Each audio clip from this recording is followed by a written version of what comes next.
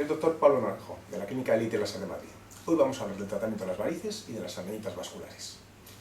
Lo primero que tenemos que hacer cuando acude el paciente a consulta médica es diferenciar entre dos tipos de situaciones. Los vasitos simplemente estéticos y los vasos más profundos que son realmente fruto de un condicionante funcional. Es decir, la sangre no retorna bien desde los pies hacia el corazón.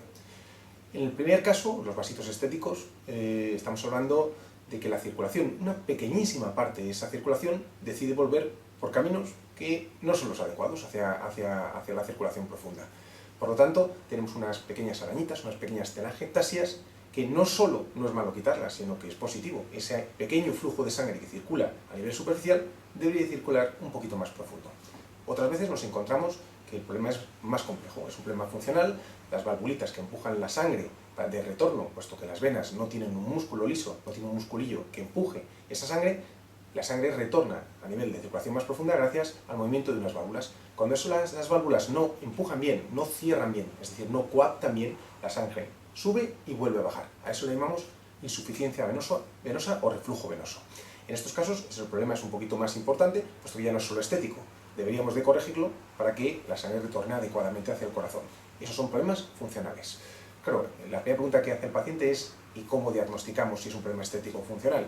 Bueno, la historia clínica sin duda es necesaria, una buena historia clínica y unas adecuadas preguntas al paciente sobre desde si se le hinchan o no los miembros inferiores, si le pican, cuántos años lleva con ese problema, si hay un condicionante genético padre o madre, que muchas veces condiciona que los hijos tengan este problema funcional con una carga genética, pero desde luego el diagnóstico serio debe de hacerse con una máquina, con un ecodoppler color pulsado. Antes de pasar a esta prueba diagnóstica muy sofisticada, hay que pasar por un paso intermedio, que es el uso de transiluminadores. El transiluminador es una luz muy potente, específicamente generada para el estudio de los vasitos en los miembros inferiores, que nos permite valorar si realmente hay una sospecha de insuficiencia venosa, de reflujo, de mala circulación profunda. Apagamos las luces de la sala, encendemos el transiluminador y buscamos vasos en los cuales haya una alta presión, es decir, vasos que estén dilatados, que estén zigzagueantes, gruesos. Eso nos da sospecha de que ya hay un problema ahí, posiblemente hay un problema de insuficiencia venosa, pero desde luego no es el método diagnóstico óptimo. Nos da pistas de dónde buscar y luego encendemos un ecodoppler color pulsado, que es una prueba diagnóstica a base de ultrasonidos, que nos permite medir no solo la profundidad y el diámetro que tienen los vasos, sino sobre todo, y lo más importante, la velocidad de la sangre dentro de esos vasos. Fruto del estudio de esta velocidad, podremos determinar de forma científica y seria si realmente hay un problema de insuficiencia venosa, si hay un problema funcional serio. Como en el momento que hemos hecho el diagnóstico hemos determinado si es un problema funcional, un problema estético o si es mixto, que muchas veces están asociados. Vemos unos vasitos superficiales que están condicionados por unos vasitos profundos que no permiten una buena circulación, fruto de esas valvulitas que no empujan bien la sangre. Tendremos que informar al paciente de las opciones terapéuticas.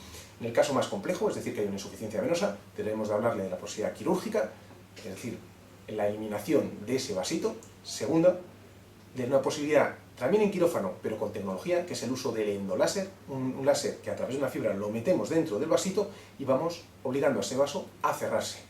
Es sin duda una técnica más sofisticada que la simple eliminación, el corte del vasito por arriba y por abajo y su extracción. Permite al paciente reincorporarse a la vida laboral de forma inmediata y es, pues desde luego, implica menos riesgos y menos condicionantes estéticos para el paciente. Cuando el vasito es un poquito más superficial, hay una insuficiencia venosa, pero hablamos ya de vasos tronculares, hablamos de vasos perforantes, en estos casos hablamos de reticulares de gran calibre. Estamos hablando de un tratamiento que tiene que pasar por un esclerosante, una esclerosis química, es decir, hay un producto químico autorizado en España que se llama letrozolesclerol, en el cual se puede utilizar de forma líquida una inyección de este, llamémoslo, químico ácido dentro del vasito para obligar a que el vaso se cierre, o en caso de que el vaso sea de mayor calibre, hacemos una espuma, es decir, pasamos ese líquido de entre una jeringuilla y otra para que adopte un estado no líquido, sino espumoso, y con menos cantidad podamos cubrir una superficie mayor del vaso y haya, por supuesto, mucho menor riesgo de efecto secundario. Esto es en el caso de los vasos patológicos, en los cuales hay una insuficiencia venosa, cirugía, endoláser o esclerosis química. Otras veces, decíamos, es simplemente un tema estético, a la sangre, fruto de la actitud del paciente ante la vida, tacones demasiado altos, de más de 3 centímetros, cruzar las piernas, un sobrepeso, una no hidratación adecuada, condicionan la aparición de estos pequeños vasitos estéticos que llamamos arañitas vasculares o telangiectasias.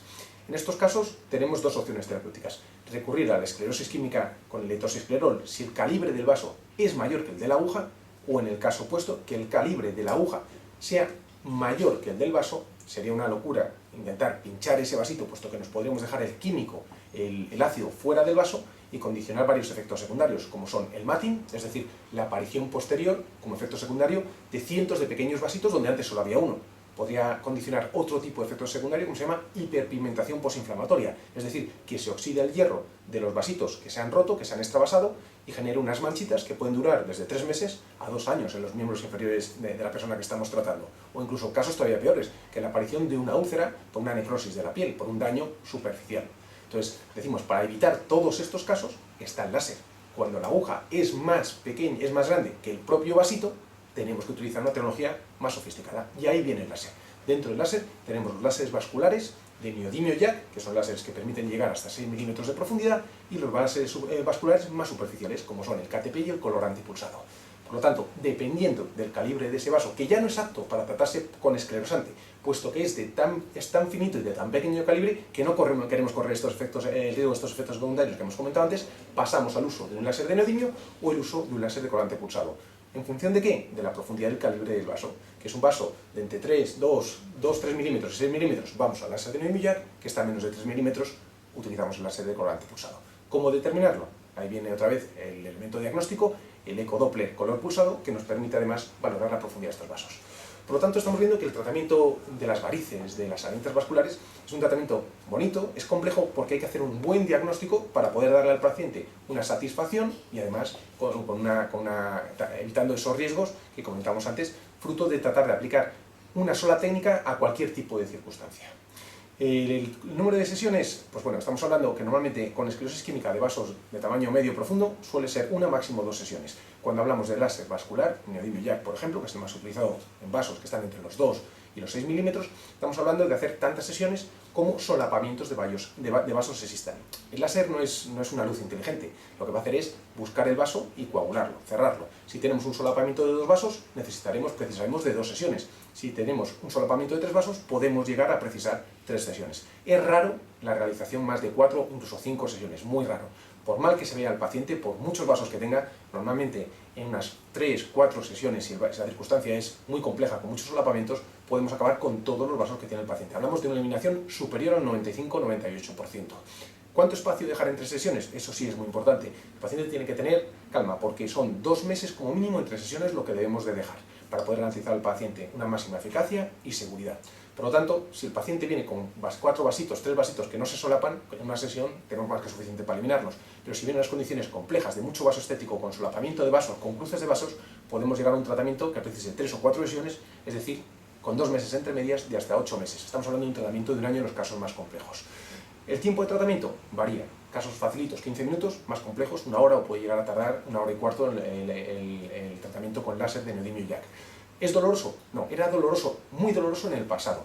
Las técnicas han cambiado y ahora contamos con sistemas de refrigeración tipo Zimmer que lo que permiten es bajar la temperatura cutánea por debajo de los 16 grados. Una vez que aplicamos ese frío que baja la temperatura de la piel se anestesia. No hace falta el uso de anestésicos tópicos. De hecho, no debemos utilizar crema anestésica porque los vasos se cierran y el láser se vuelve ineficaz. Precisamos de muchas más sesiones. Sin embargo, el uso de frío a través de este tipo de máquinas nos permite bajar la sensibilidad, bajar totalmente la sensación dolorosa del paciente sin condicionar que el vaso se cierre. Por lo tanto, con la misma eficacia que tendríamos si no utilizáramos un sistema analgésico de este tipo. Al utilizarlos, el paciente describe que sí que siente como el calorcito, pero desde luego incluso menos que una depilación por láser. Por lo tanto, estamos hablando que las técnicas han mejorado mucho, ahora los láseres son mucho más eficaces, muchas menos sesiones, tiempos cortos de tratamiento y tratamientos, no digo indoloros, pero desde luego que como mucho pueden suponer una ligera molestia. ¿Qué cuidados tiene que tener el paciente post-tratamientos? Fundamentalmente, el uso de una cremita de corticoide durante los días siguientes para prevenir esa inflamación que se ha generado y la posible derivación en la aparición de ciertas pigmentaciones cutáneas, pero también el uso de unas medias de compresión. Y esto es importante, no solo en la esclerosis química, sino también en el láser. El paciente debe de salir de la sala ya con unas medias de compresión o con unos panties puestos. ¿Por qué? Porque vamos a cerrar el vaso, no lo vamos a romper. y al cerrarlo, el simple hecho de caminar, de salir el paciente de aquí a su coche, de la clínica al coche o de la clínica a su casa, va a condicionar que la bomba plantar, al caminar, va a volver a empujar sangre. Y al no haber roto el vaso voluntariamente, porque no hemos querido romperlo, sino cerrarlo, la presión, la alta presión que se va a generar al caminar, va a volver a reabrir esos vasos. Por lo tanto, medias de compresión de grado fuerte, puestas en la misma sesión de tratamiento y mantenidas durante 48 horas, mañana, tarde y noche. Y si es posible, el resto de la semana, mañana y tarde. Por la noche no es necesario que se las aplique. Y por supuesto, que no le dé el sol durante el periodo de tratamiento. Si en algún momento hay que interrumpir el tratamiento porque viene el verano, no hay ningún problema, ni va a condicionar peores resultados en el tratamiento, pero sí es verdad que habrá que interrumpirlo cuando el paciente desee bajar a la piscina, desee ir a la playa. ¿Por qué? Porque no es compatible la radiación solar con un tratamiento con láser y volveremos a retomar el tratamiento tranquilamente después de verano. Esto no condiciona en ningún momento peores resultados, sino que tardaremos más tiempo en darle el resultado que busca el paciente.